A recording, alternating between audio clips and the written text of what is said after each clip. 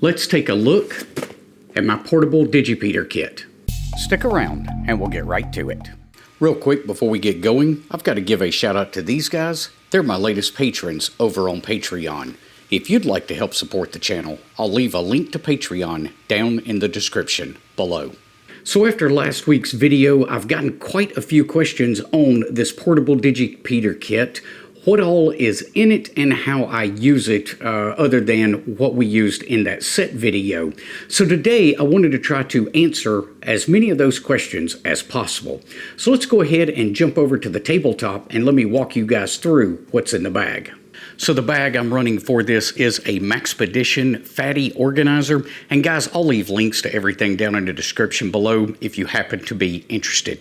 But I do like the Maxpedition bags. They're super durable, and this one has plenty of room for everything that I might need. On the outside of almost every bag I run now is one of these little S carabiners. These things are just super helpful to have around for attaching antennas or hanging something, whatever the need may be. I love to have these on the bag. The one other thing that I keep on just about every single bag is the Night Eyes gear ties. These are these come in really handy, again, for attaching all sorts of stuff to various things. But let's go ahead and dive into the bag itself. Right on top, one of the first things you'll notice is a few notes that I keep. And these are really, really handy for items that are kits that I'm not going to use, but maybe every, say, 3 to 6 months. I might forget exactly how it's configured, and I just like to keep a few notes in there to help me remember exactly what was going on with this kit the last time I used it. So I've got some little instructions here on the front. Lets me know that Direwolf is going to start on boot automatically, and it will go ahead and wait on the GPS and the DigiRig sound card to get plugged in before it starts up. There's a second set of notes here giving me a little bit of detail on which SSIDs this system will automatically connect to. Now, right away, right up on top, what you can see is a roll-up J-pole. And this roll-up J-pole is the Ed Fong roll-up J-pole. I got this from Jason, Ham Radio 2.0, when we were in Huntsville at the Hamfest this year. And this is quickly becoming one of my favorite roll-up J-pole antennas. As far as I know, you can only get this right now, maybe through his website. So again, I'll leave a link to that down in the description below. Now, let's take a look over here on the left-hand side. What we find over here is a lot of adapters and various ways to power the Digipeater itself. This here is a cable that has power poles on one end and then the 5.5 millimeter barrel connector on the other. I don't keep a regular 12 volt battery in this kit, but this does give me the capability of recharging the HT if I need to from a standard 12 volt battery, as long as I can get access to the power poles. I do keep just a standard USB-A to micro USB. This is for powering the Raspberry Pi itself, that is the heart of this system. I also have some various other power cables for different needs.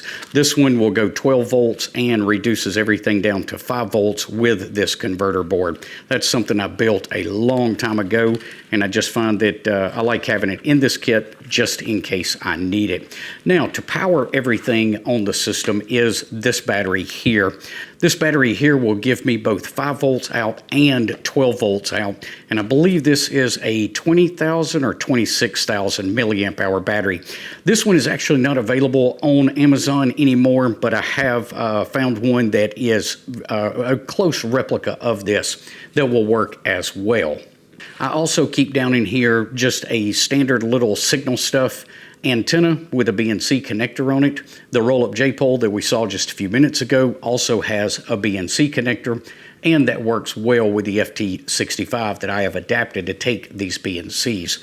The reason I keep this in here is I might not necessarily be utilizing this kit, but I need a spare HT for whatever reason, and I don't want to have to deal with the roll-up J-pole. I can throw this on there, and it would give me an antenna that I could basically walk around with. And I think that's everything in that particular pouch there. Over on the other side is where we're going to start getting into the rest of the kit. First of all, the Raspberry Pi 02W. This is the heart of the system, and this is what runs the Digipeater itself. Now guys, if you're interested on how I built this, I have done a video on that not too long ago. I'll try to remember to leave a link to that down in the description as well. The favorite radio of mine for kits like this is the Yaesu FT65. It's a fantastic little radio that is a step up from just a basic Baofeng. So I like this one. I get a little bit better reception with this one than I would a Baofeng. But if you were pressed a little bit and you absolutely needed to, you could substitute a Baofeng for this radio in this particular kit. Another thing that I like about the FT65 is, provided you've got the base with you, you can power the base with that 5.5 millimeter barrel connector and 12 volts to recharge the HT batteries. Now, to go between the Raspberry Pi and the FT65 is, of course, a DigiRig sound card. These are absolutely fabulous to interface Raspberry Pis and other computers to various radios. Something else you're going to need if you're going to run a Digipeater is a GPS unit.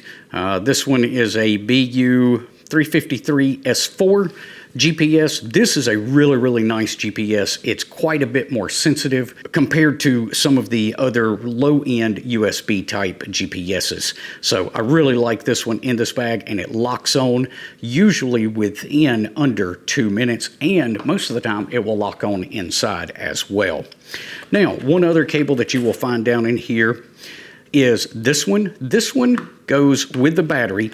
It tricks this battery into putting out 12 volts. So this cable tells the battery, I need 12 volts. The cool thing about that is it has that 5.5 millimeter barrel connector on the other end, so I can plug this into that Yaesu charging base and recharge the HT batteries from this little battery bank. A couple of other little items down in here. I do keep a spare battery for the HT. I have found through experience that I can run a Digipeater on one of these batteries for about 12 hours. So while one is recharging, I've got another one to be running the system. That's kind of the only downside to this portable Digipeater kit, is you do have to babysit it a little bit with this particular setup and change out the batteries every so often. I also keep one of the nifty manuals down in the bottom just as a quick reference and reminder for that Yaesu FT65. And then the only other thing down in here really is just a few various adapters that I think I might need when I'm in the field. So I've used this particular Digipeater kit in several different instances. The original reason that I built it, though, was to utilize at field day. I always put this station up and on the air at field day. That way others walking around with just an HT can get into the wide area Digipeater that they wouldn't be able to get into with just 5 watts from that HT without a little bit of help from a portable Digipeater. I also found it was really useful when we got to Huntsville in August of this year.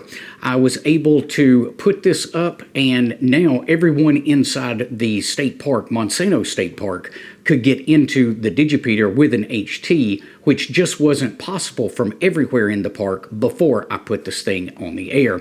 And then finally, one of the last instances that I used this was at the set exercise just a few weeks ago.